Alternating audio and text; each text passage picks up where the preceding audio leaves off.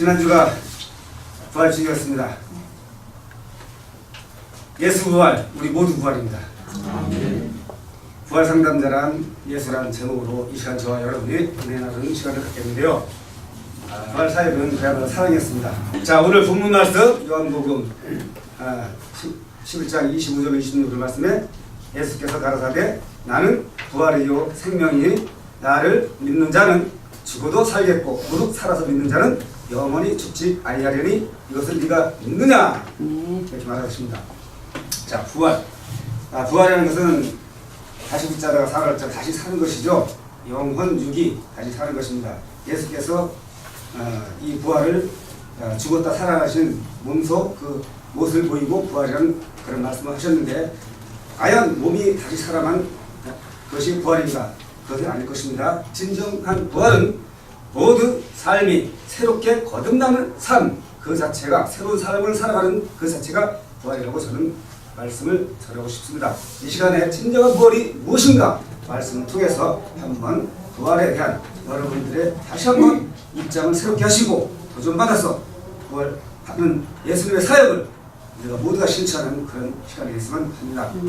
오늘날 지구상에서 가장 위대한 민족을 뽑으라면 저는 이스라엘 민족을 뽑을 수 있습니다. 이것은 과언이 아닐 될 수가 없습니다. 왜냐하면은 이 지구에서 항상 정말 많은 나라가 수많은 나라가 새롭게 탄생되기도 하고 또한 멸망하기도 하고 또 식민지 총차에서 벗어나서 독립하기도 하고 이런 역사가 있었습니다. 수많은 역사가 있었습니다. 그러나 이스라엘 나라가 전체가 없어지고 다시 부활한 나라는 이스라엘 민족밖에 없다는 이 사실입니다. 그것도 1900년이라는 세월이 지난 후에야 다시 나라가 부활한 이런 나라는 이스라엘밖에 없습니다. 잘 아시다시피 AD 70년경에 티토스 장군이 이끄는 로마군은 이스라엘을 완전히 초타시고 멸망시켰습니다. 그 이후로 이스라엘 민족은 어떻게 됐습니까? 세계 여러 나라로 피하면서 유리하면서 세계 곳곳에 흩어지면서 그야말로 방랑자, 여객, 그야말로 나그네로 살아가는 이런 초라한 모습을 보이고 말았습니다.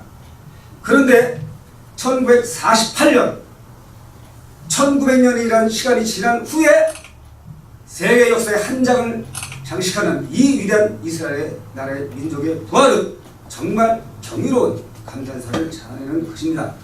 그것보다도 또 한 가지 놀라운 사실이 있는데 그들이 1900년이라는 이 시간을 지났는데도 그들이 주로 쓰던 그 언어를 고스란히 쓰고 있다는 이런 사실입니다. 놀라지 않는군요. 제 보통 3세대면은요, 우리 인간의 한가에서 얼마든지 기억력이 좋다해도 3세대가 지나면 기억력이 한계점이 있어서 좀 잊어먹는다 합니다. 그런데 1900년이면 몇 세입니까? 계산하기 좀 복잡한데요. 요즘 하는 급변하는 이 시대에서는 정말 부모와 자식 간에도 소통하지 못하는 의사가 있습니다. 요즘 자녀들, 저도 자녀들 대화를 하다 보면 깜짝깜짝 놀랍니다. 그들의 언어를 잘못 제가 알아듣기, 이해하기 힘든 부분이 있어요.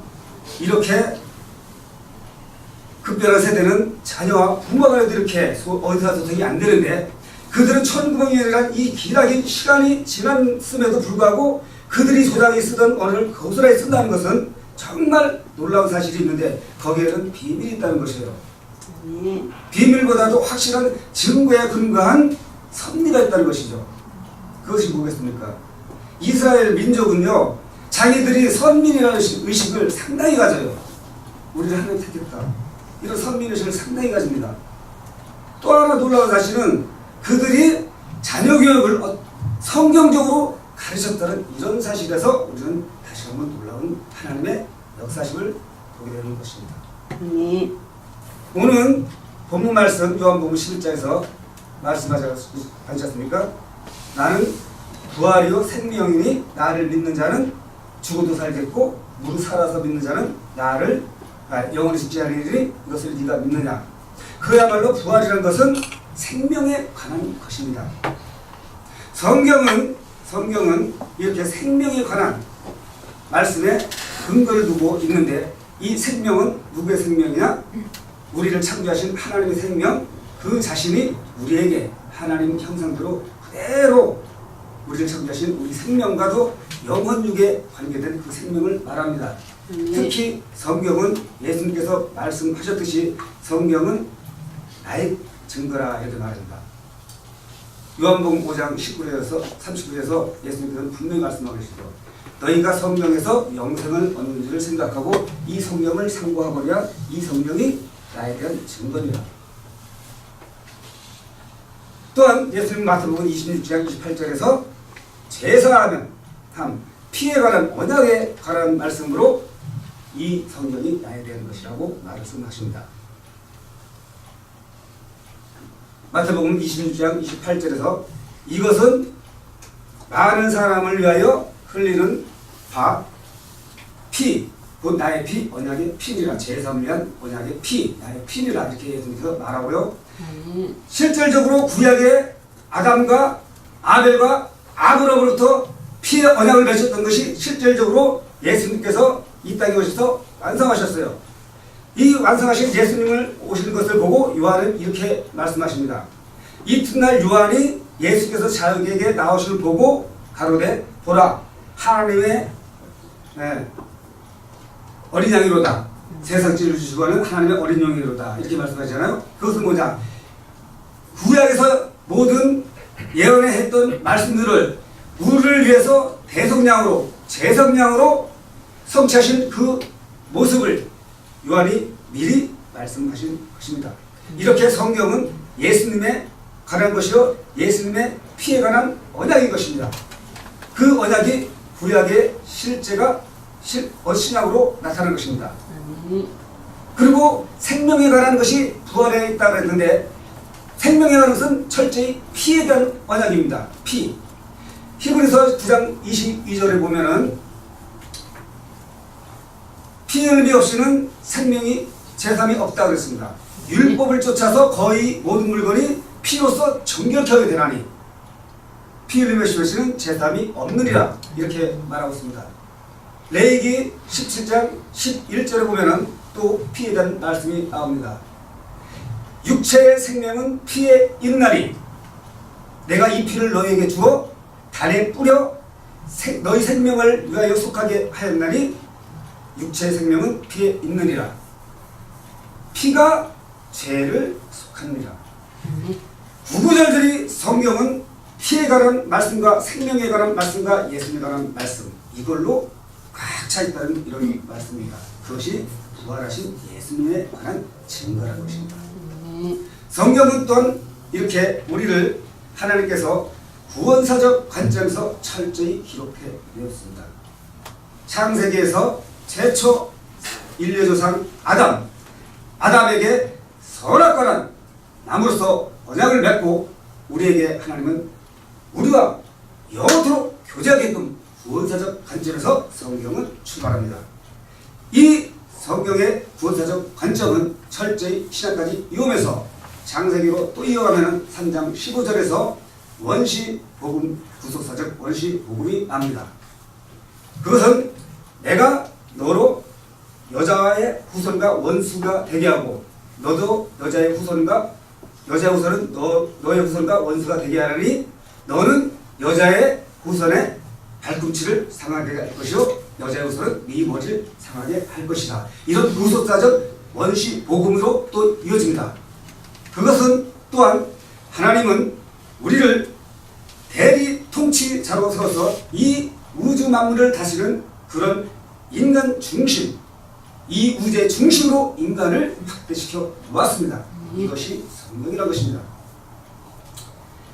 성경은 이렇게 하나님의 언약이 구속사 원시복음이 또 창세기 15장과 창세기 17장에 이어서 또 한 번 그 사실을 확인시켜줍니다. 유대인의 선조 아브라함이 이렇게 유대인들이 그네들이 택했다는 이런 선민의식을 가장 갖게 되는 시발점이 됩니다. 유대인의 선조 아브라함에게 하나님은 창세기 15장에서 횃불 언약을 합니다. 횃불 언약을 하고 또한 창세기 17장에서는 할례 언약을 합니다. 할례 언약이 무엇입니까? 피 피의 언약을 함으로써 신약시대에 오실 세례의 증표로 확실히 언약을 붙잡는다는 이런 얘기입니다. 그만큼 성경은 철저히 생명, 부활, 피, 예수님에 관한 것을 이렇게 우리 인간을 위한 구원, 구속사적, 세계 모든 만물의 중심으로 우리 인간을 하나님께서 우뚝 세워 놓았다는 이 사실을 기록하고 있는 것입니다. 성경은 또한 율법이 성문화된 개혁서와 같은 율법입니다. 언약이 하나님 말씀하신 언약이 글로서 표현되었고 성문화돼서 우리에게 하나님과 하나님 택한 백성 사이에 계약을 맺는 이런 율법이라는 것입니다. 율법이라는 것은 딱딱히 말하지만 그것은 말씀 자체입니다. 그러나 말씀 자체인데 글로서 표현해주지 않으면 우리가 그걸 어떻게 지켜야 되며 또한 어떻게 그것을 지켜서도 밝혀져야 되는지 잘 모르기 때문에 글로 확실히 증거해놨기 때문에 그것이 바로 언약이 성문화된 계약서 같은 율법이라는 것입니다. 최초로 모세에게 시내에서 주었던 10계명이 바로 최초의 하나님이 우리에게 주신 율법서입니다. 출애굽기 20장 3절로 17절 말씀 여러분 10계명은 잘 아시겠습니다. 나 외에 다른 신을 두지 말라. 우상을 만들지 말고 그에게 절하지 말라. 내 이름을 망명되이 일컫지 말게 하라. 안식일을 지켜라. 부모를 공경하라. 살인하지 말라. 간음하지 말라. 도둑질하지 말라. 네 이웃에 대하여 거짓 증거하지 말라. 네 이웃을 하지 말라. 이 10계명을 예수님께서는 신약에서 다 2개로 요약하고 있습니다.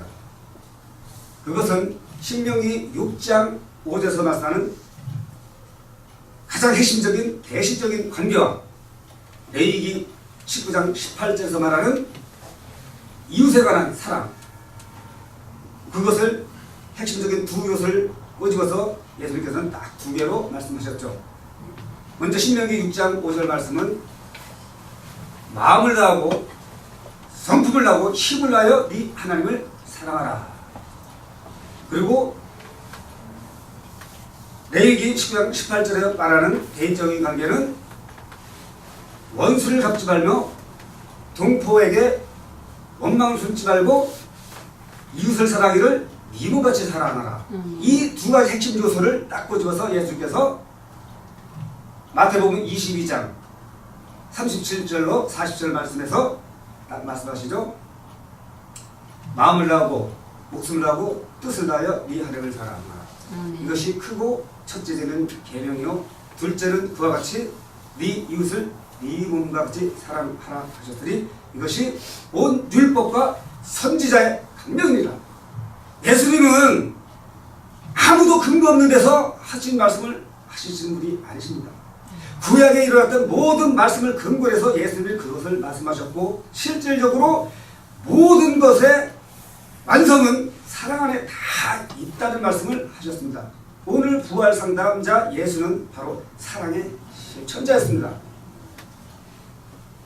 여러분 잘 아시다시피 이사야 53장은 고난받는 종의 노래로 정말 사순절 기간이나 또 사순절 기간이 아니라도 신약시대에 있어서 모든 분들이 하나님의 택하신 자들이 가장 많이 인용하는 말씀입니다. 잘 아시죠?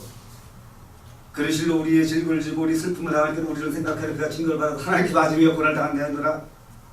그가 찔림 우리의 상함이요 그가 찔림 우리의 허물이라며 그가 상함 우리의 죄악이라며 그가 징계를 받음으로 하나님께 맞으며 그가 채찍에 맞으므로 우리는 아무랬도다. 우리는 다양하다 그 행하여 각기 제기로 할 것을 여호와께서 우리의 죄악을 쾌결한다 시켰다.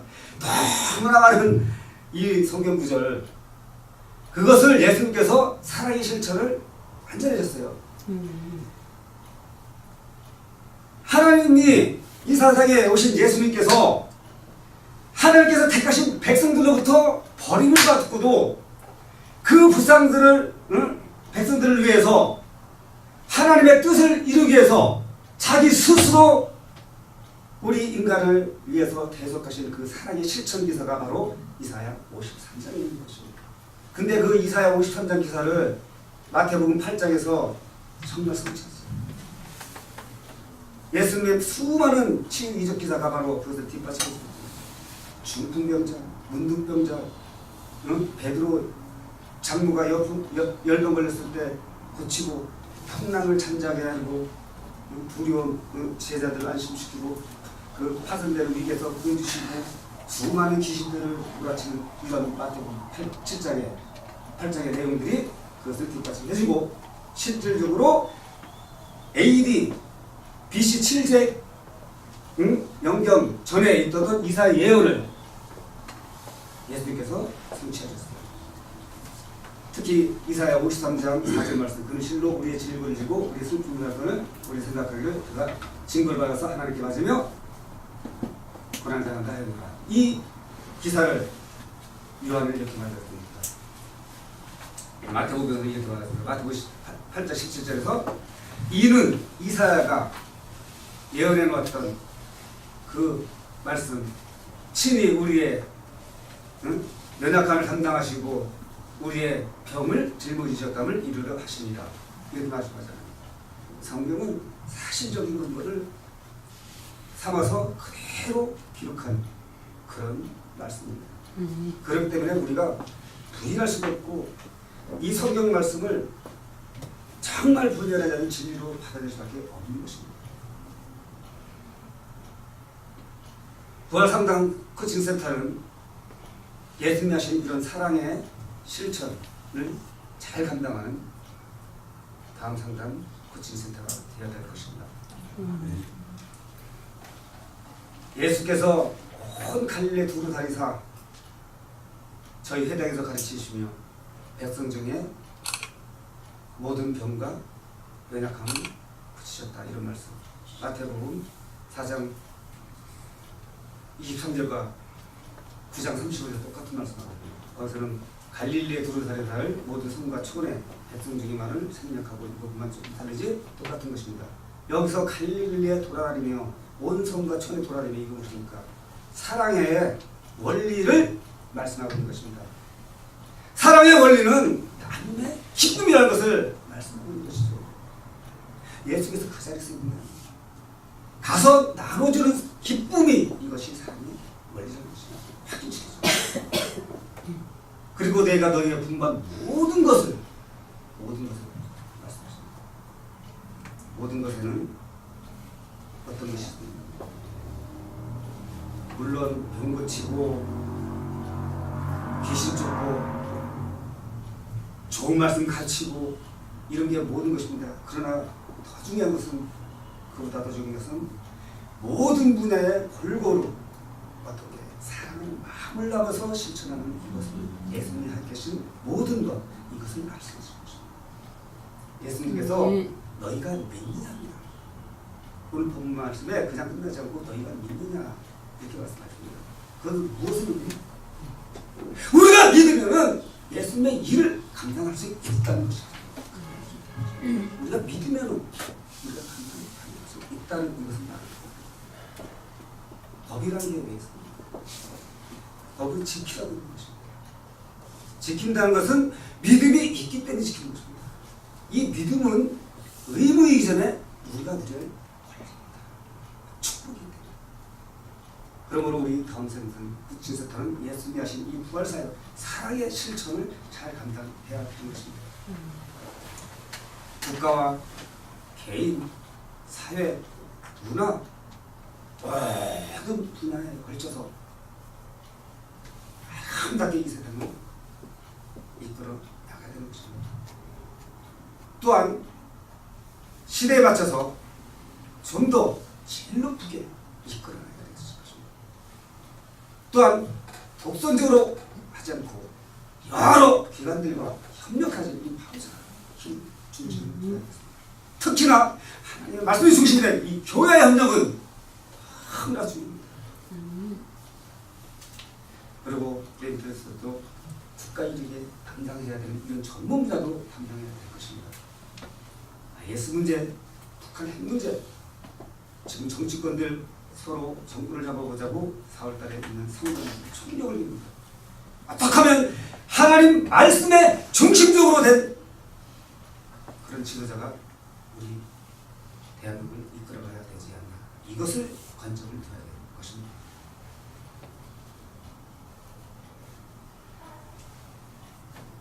사람이 사람다워야 사람다운 것입니다. 하나님께서 우리에게 주신 축복이 가장 아름다운 축복이 있다면 그것을 만남의 축복이라고 말할 수 있겠습니다. 그러나 만남의 축복 이상으로 다음의 축복도 정말 중요한 것입니다.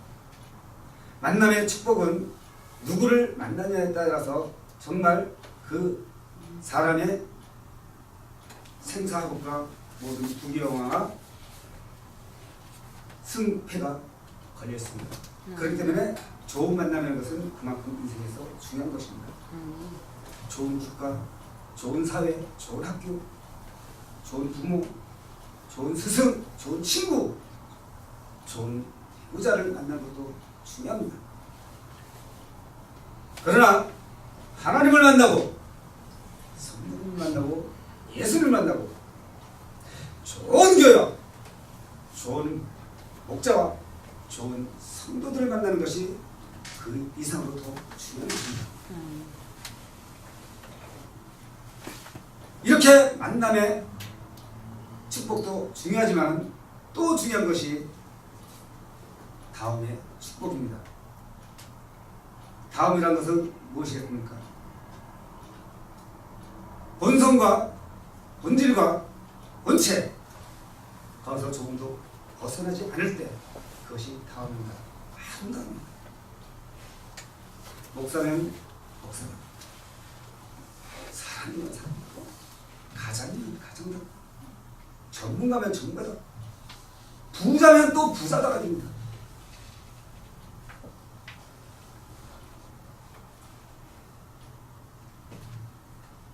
다음은 이렇게 그 본질에서 본상에서 본체에서 떨어지지 않는 것을 말하지만은 그 다음이라는 것은 또한 무엇을 말하느냐?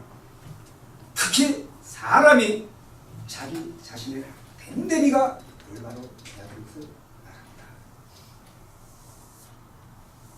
사람 됨됨에 가장 중요한 것이 무엇입니까? 잠언서 12장 14절에서 말씀합니다. 하나님을 경외하고 그 명령을 지킬지어다. 이것이 사람의 본분이라.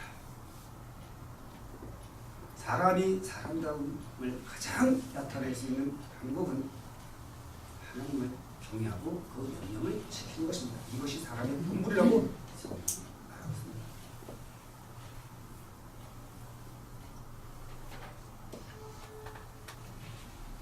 하나님이 나를 창조하시고 하나님이 나를 이끄시고 하나님이 나를 사랑하시고 하나님이 나를 구원하시며 나에게 영원한 생명으로 함께 하신다는 이 사실을 아는 것이 사람다움의 근본이라고 성경이 말하고 있습니다.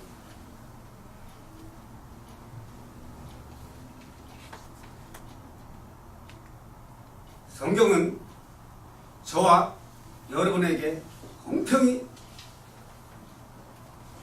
말씀하고 혜택을 주는 은혜의 말씀이요 진리의 말씀이요 생명의 말씀입니다. 이 나라의 법이라든가 각 나라의 법은 시대마다 변하고 제한이 있고 범위가 있고 공소 시한이 있습니다. 그러나 하나님의 말씀의 법은 영원합니다. 변질되지 않습니다. 변형되지 않습니다. 제한이 없습니다. 참여했습니다. 영원하고 지속합니다. 영속적인 이 생명의 말씀만이 오직 진리인 것입니다. 이런 말씀으로 다음 상태부터는 하나님 말씀대로 아름답게 세상을 변화시켜 나가야 되겠습니다. 오늘 부활 말씀에서 진정한 부활은 몸이 죽었다가 다시 살아나는 것도 부활이지만 부상에서 고통당하고 부짐에서 허덕이고 슬픔에 잠겨있고 비움과 비통에 젖어있고 고통과 좌절에 허덕이고 한없이 밑바닥 생활하고 가난해서 허덕이는 이런 자들에게 위로와 용기와 소망을 주어서 그들에게 진정한 새 삶을 살 수 있도록 해주는 것이 바로 진정한 부활이었습니다. 이것을 예수님께서 하셨습니다. 이 사랑의 실천을 다음 사람들과 잘 해나가야 되겠습니다. 하나님께서 우리에게 주신 최고의 선물인 요한복음 3장 16절에 있습니다. 하나님이 세상을 이처럼 사랑하사 독생자를 주셨으니 이는 저를 믿는 자마다 멸망치 않고 영생을 얻게 하려 하십니다. 하나님이 우리에게 최고의 선물 예수 그리스도를 이 땅에 주셔서 우리 죄를 속하셨다면 우리가 하나님께 드려야 할 최고의 선물은 무엇이 있습니까? 이것을 네가 믿느냐? 아멘. 아멘. 아멘. 기도합니다. 아버지 감사합니다. 오늘 이 시간에 이렇게 다음 상담센터 코칭센터로 모여지게 하시고 하나님을 사랑하는 우리 모두가 말씀을 듣고 다시 한번 부활 상담자 예수께서 하신 그 사랑의 실천을 우리가 협력하여 잘 감당할 수 있도록 말씀의 은혜로 우리의 마음밭을 견고케 해주시기 감사합니다. 이 말씀으로 더욱더 우리가 하나님 영광을 나타내는 삶 되도록 하나님 우리를 인도하시고 역사하여 주시옵소서. 감사하며 예수님 이름으로 기도합니다.